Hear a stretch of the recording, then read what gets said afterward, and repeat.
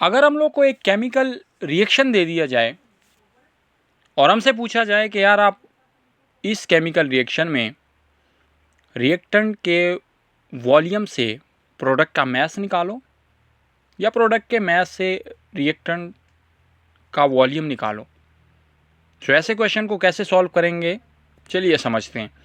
तो सबसे पहले हमारे पास जो है वो कैल्शियम कार्बोनेट को समझेंगे कि यार जब कैल्शियम कार्बोनेट हमारे पास डीकम्पोज होता है तो हमारे पास कैल्शियम ऑक्साइड बनता है और प्लस कार्बन डाइऑक्साइड बनता है, राइट।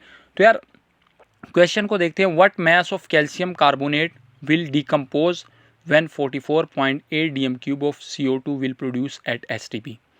कहते हैं अगर STP के ऊपर हमारे पास 44.8 dm³ जो है वो CO2 का बने, राइट, तो हमारे पास जो है वॉल्यूम जो हमारे पास आए CO2 का वो 44.8 dm³ हो।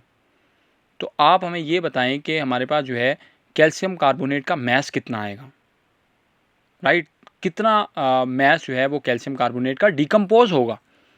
सो चलिए हम सबसे पहले जो है आप जानते ही हो कि हम लोग फर्स्ट स्टेप में क्या करेंगे, सबसे पहले मोल्स फाइंड आउट करेंगे कार्बन डाइऑक्साइड के, राइट। तो हमारे पास नंबर ऑफ मोल्स का फार्मूला होता है volume in dm³ divided by molar volume.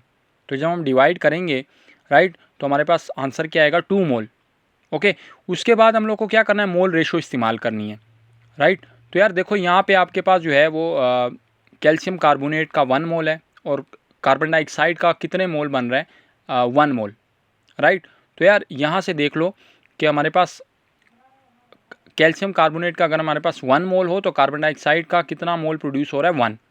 तो इस तरह से अगर हम लोग यहाँ से ही जो हमने आंसर निकाला है 2 मोल, अगर हम मान लें कि हमारे पास जो है कि अगर हमारे पास कार्बन डाइऑक्साइड के 2 मोल्स हों तो कैल्शियम कार्बोनेट के कितने मोल डिकम्पोज हुए होंगे, तो 2 ही होंगे ना, राइट। तो इस तरह से हम लोगों ने जो है यहाँ से कैल्शियम कार्बोनेट के जो है वो मोल्स फाइंड आउट कर लिए।